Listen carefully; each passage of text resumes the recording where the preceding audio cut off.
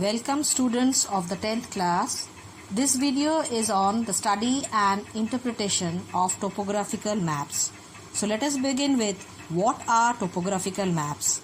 The topographical maps show much greater details about small areas. These maps are prepared based on a detailed survey of the areas concerned. The Survey of India has published topographic maps covering relief features, river, land use, vegetation, settlements, roads, railway lines, and administrative units and their boundaries.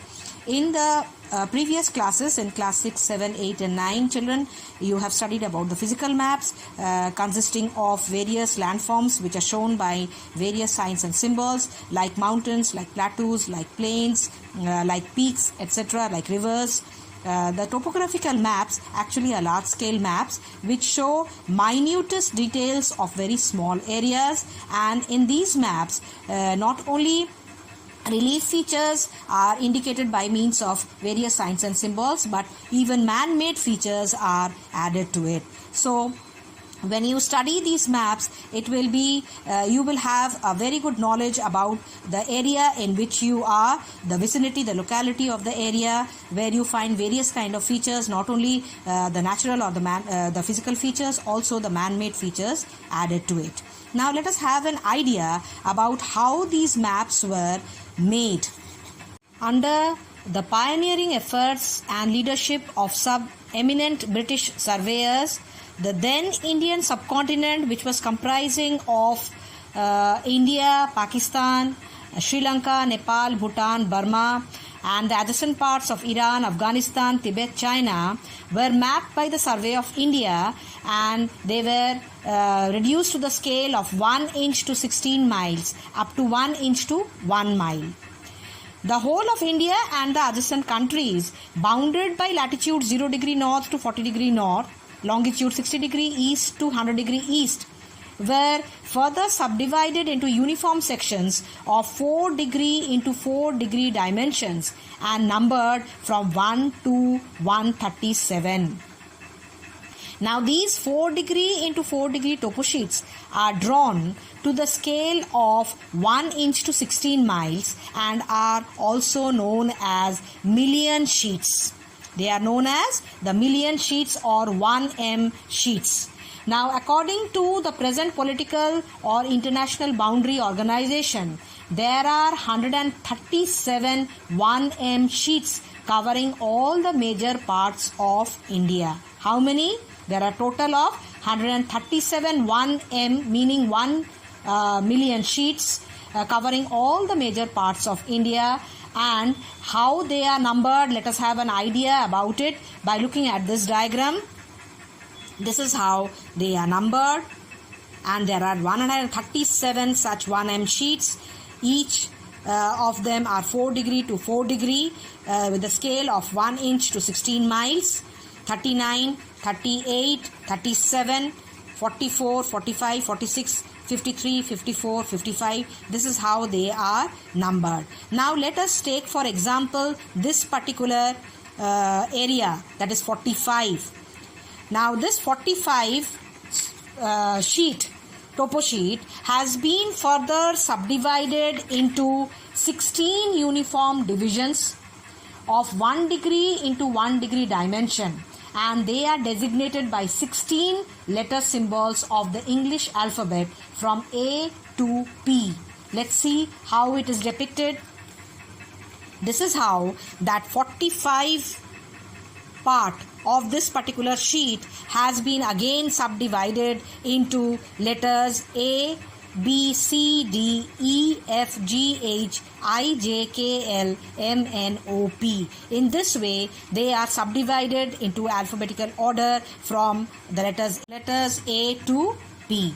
Further, each of these degree sheets, for example, let us take this particular degree sheet, this particular area, that is D, that has been indicated as D. Again, this particular area D is subdivided into 16 parts. Each part is of 15 minutes into 15 minutes dimension, and they are numbered from 1 to 16. Let us see how it has been numbered. We have taken this part D, and this is how they have been numbered from 1 to 16. Now these squares are drawn to the scale of 1 inch to 1 mile, commonly marked as 1:50,000. Now this is the basis of marking all the scales, Indian topographical maps, to the scale of 1:50,000.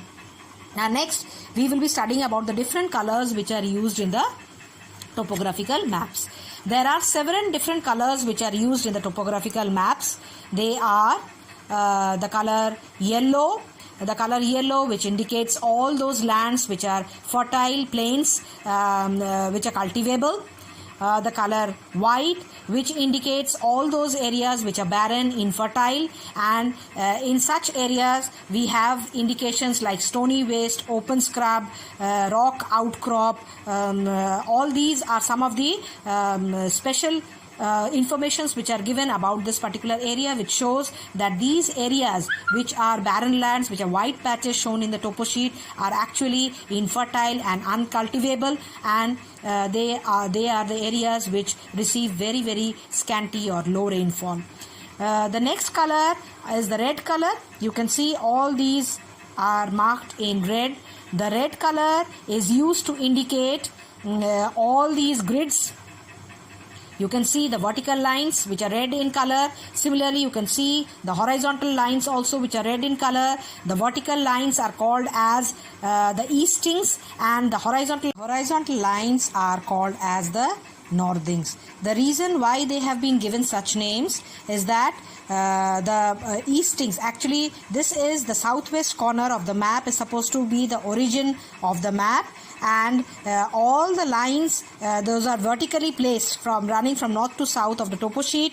They have their increasing number towards the east, and that is why these are called as eastings. Now you can look at the number 18, 19, 20, 21, 22, 23, 24, 25, 26. So these vertical lines actually have the increasing values towards the east, and that is the reason why they are called as the eastings. In the similar way, the horizontal lines have their increasing numbers towards the north from the origin of the map, which is the southwest corner, and therefore they are called as the northings. You can see their numbers as 19, 20, 21, 22, 23, 24, 25, 26, 27, 28 mark. So they have the increasing order towards the north, and that is the reason why they are called as the northings. Now beside these grid lines, northings and eastings, all the modes of transport, remember all the types of roads which are shown in the topo sheet, they are referred to as the modes of transport. All the modes of transport also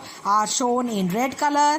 All the settlement patterns, these are the huts and buildings, both official and private buildings, all of them are also indicated in red color, and that is how even the temples, antiquities, then post office and so on, all these official buildings, important and unimportant buildings, are shown in red color. So the red color is used for these purposes. The next color is the black color. You can see plenty of use of black color in the map. Black color indicates all the seasonal streams, all these features that you find, curly features on the map, crawling all over the map.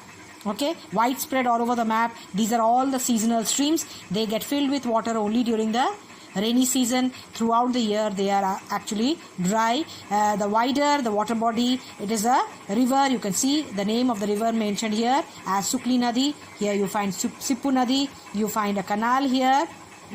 Now besides this, all the names of the settlements, Sirori, Wahan, then this Gulabganj, all these names of the settlements are also indicated in black color. The black color is also used to indicate different types of heights. There are several heights which are given in the map. You can see this height, this is the spot height 311. In the same way, there are triangulated heights which are given. Even the benchmark which is given, all those are indicated in black color. All the seasonal tanks are also showed in black color. If there is some kind of special information that has to be given for a particular area, all that is also given in black. So the black color actually indicates several features, both man-made as well as physical features, all which are given in black.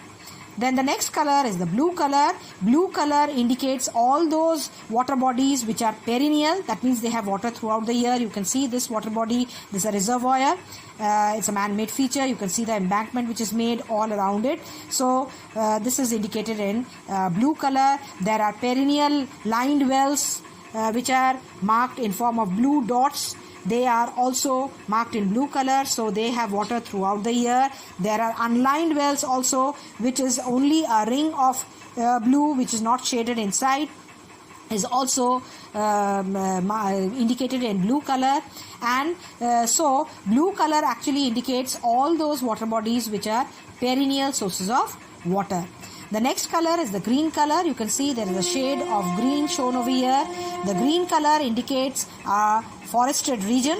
Now in the forest region, you may have several terms used, like for example open mixed jungle or dense jungle or dense mixed jungle. So these kind of indications show that what is the kind of rainfall that this particular forest area received. This is a dense forest area, densely forested area. You can see this is completely shaded in green. And green color is also indicated to show all kinds of natural vegetation. You can see there are specks of green all over the map. Specks of green all over the map. These are some of the natural vegetation which are found in this area. The natural vegetation comprises of palm, palmyra, deciduous forest, coniferous forest. There may be grass. It could be the bamboos. It could be the different kinds of palms which are found in this area, because basically the 45D by 7 and 45D by 10 comprises of the states of Rajasthan, Punjab, Haryana and a part of Gujarat, which are supposed to be regions of low rainfall. And therefore this is the natural vegetation of the area which is found. And now the last color which we will study is the brown color.